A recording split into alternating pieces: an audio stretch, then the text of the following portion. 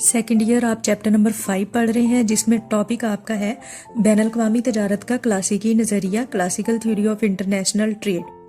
अब international trade को बयान करने के लिए मुख्तलिफ जो है वो नज़रियात बयान किए गए, मुख्तलिफ थ्योरीज पेश की गई, जिनमें से आप क्लासिकल थ्योरी पढ़ते हैं। क्लासिकल थ्योरी में एक है आपके कुली बर्तरी का नज़रिया और दूसरा है तकाबली बर्तरी का नज़रिया। जो कुली बर्तरी का नज़रिया है वो एडम स्मिथ ने पेश किया। एडम स्मिथ जो है वो क्लासिकल्स थे और इनको माशियात के बानी भी कहा जाता है। एडम स्मिथ के मुताबिक जो ट्रेडिंग है दो ममालिक के दरमियान वो कैसे होगी, वो ऐसे होगी कि एक मुल्क को कोई भी एक चीज़ बनाने में कुली बर्तरी हासिल है, जबकि दूसरे मुल्क को कोई भी दूसरी चीज़ बनाने में कुली बर्तरी हासिल है। तो जिस मुल्क को जो चीज़ बनाने में बर्तरी हासिल है वो मुल्क उसी चीज़ को बनाएगा, और जिसमें उसको बर्तरी हासिल नहीं है बल्कि दूसरे मुल्क को बर्तरी हासिल है, उससे वो चीज़ दूसरे मुल्क से मंगवा लेगा। यही जो है बेसिक कॉन्सेप्ट है एडम स्मिथ की कुली बर्तरी के नज़रिए की। और इसको समझने के लिए आप टेबल देखेंगे। फ़र्ज़ कर लेते हैं कि दो ममालिक हैं, एक पाकिस्तान है और दूसरा मुल्क है ईरान। इन दोनों ने आपस में तजारत करनी है, तो ये आपस में तजारत कैसे करेंगे? फ़र्ज़ कर लेते हैं कि दो चीज़ें हैं, एक गंदम है और दूसरी है कपड़ा। अब ये दोनों चीज़ें दोनों ममालिक में बनाई जाती हैं, लेकिन अब हमें देखना ये है कि बर्तरी किस मुल्क को कि कौन सी चीज़ बनाने में बर्तरी हासिल है। अब हम देखते हैं कि मतलूबा मेहनत कितनी लग रही है गंदम बनाने में। मतलूबा मेहनत गंदम बनाने में कितनी लग रही है?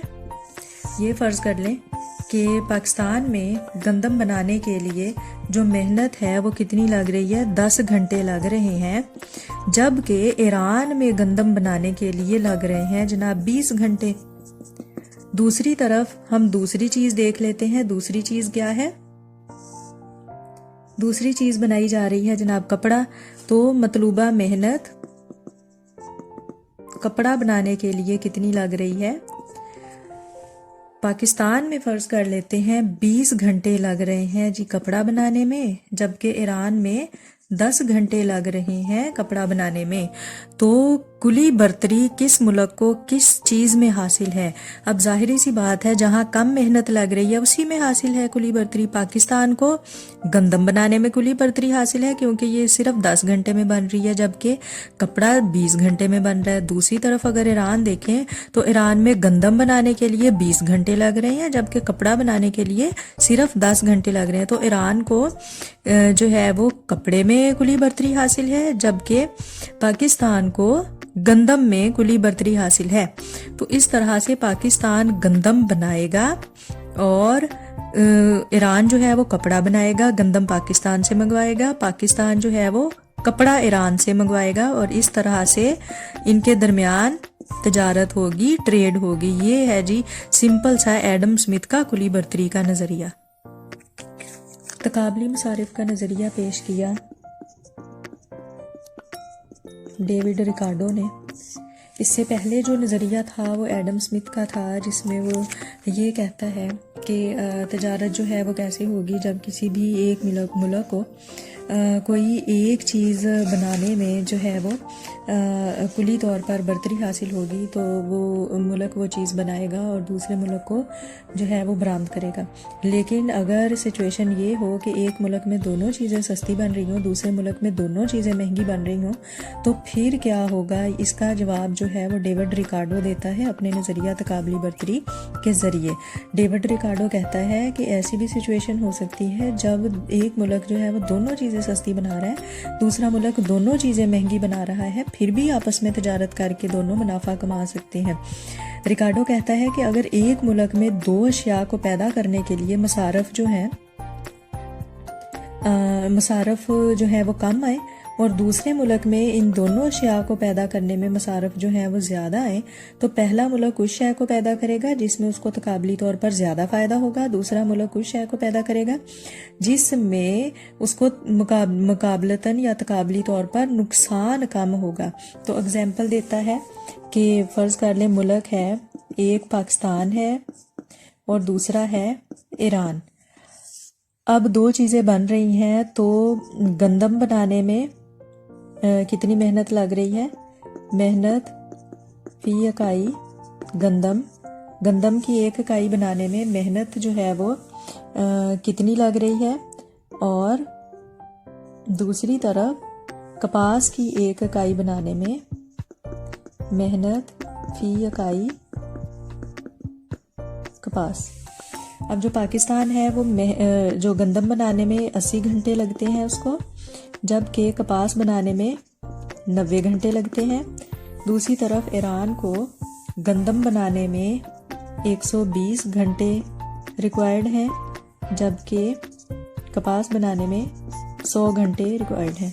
अब देखें कि पाकिस्तान को दोनों ही चीज़ों में कम जो है वो मेहनत लगानी पड़ रही है, 80 और 90 घंटे, इसके मुकाबले में ईरान को दोनों में ज़्यादा।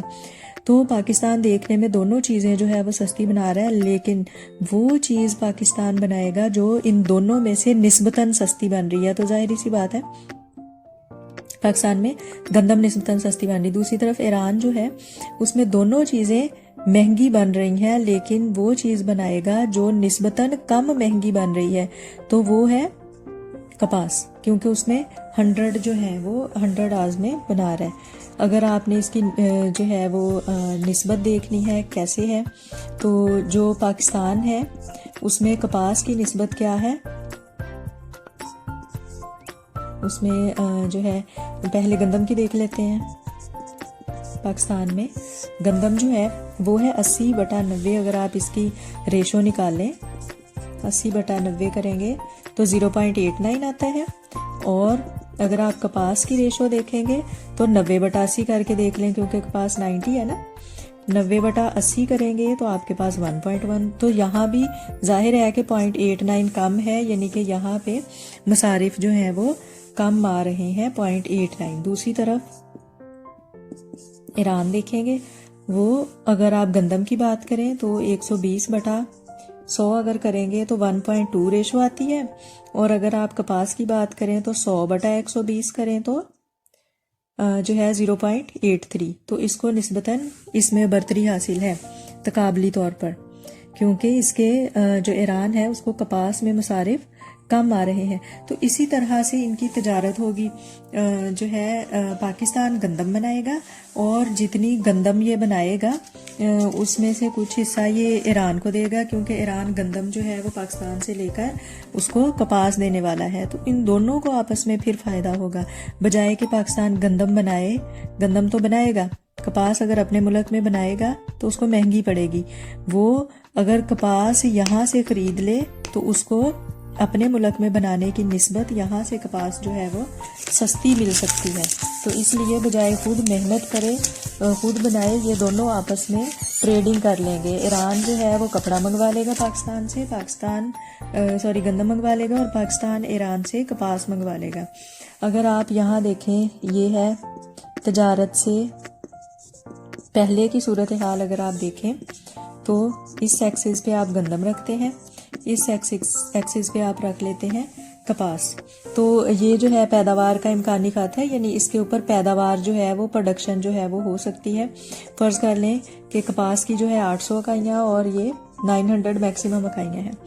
तो पाकिस्तान जो है वो तजारत से पहले जो बना रहा है अपने मुल्क में 450 इकाइयाँ गंदम की बना रहा है, जबकि कपास की 400 इकाइयाँ जो है वो बना रहा है। इसको पी कहा गया है, इस पॉइंट को पी। ट्रेडिंग के बाद सूरत हाल क्या होगी? ट्रेडिंग के बाद यहाँ पे आप गंदम रख रहे हैं और यहाँ पे वाई एक्सिस पे एक्स एक्सिस पे रख रहे हैं आप कपास। ये वही इम्कानी खात है जो आपने ऊपर बनाया, 800 एंड 900 इतनी प्रोडक्शन हो रही है। ये जो है आपने 400 आप ट्रेडिंग से पहले, यानी कि पाकिस्तान 400 और 450 जो है ट्रेडिंग से पहले बना रहा था इतनी इकाइयाँ। जैसे ही ट्रेडिंग स्टार्ट हुई, नया ख़त बना, तो आप ये देखें कि ये आपका पी पॉइंट था, इसको आप एम पॉइंट रखते हैं। आप ऊपर शिफ्ट हो गए जहाँ पे ये भी 600 और ये भी 600। अब आप जो पाकिस्तान है ये गंदम भी ज़्यादा बना रहा है और गंदम को एक्सपोर्ट करके कपास को ज़्यादा इंपोर्ट कर रहा है। पहले अपने मुल्क में वो बना रहा था 400 इकाइयाँ, अब जब वो इंपोर्ट कर रहा है तो उसको 200 इकाइयाँ एक्स्ट्रा मिल रही हैं। अब वो 600 जो है वो इंपोर्ट कर रहा है। पहले 400 जो है अपने मुल्क में बना रहा था, अब वो अपने मुल्क में गंदम भी ज़्यादा बना रहा है, गंदम ज़्यादा बना के एक्सपोर्ट कर रहा है, उसके बदले में उसको इकाइयाँ मिल रही हैं कपास की जो कि वो इंपोर्ट कर रहा है।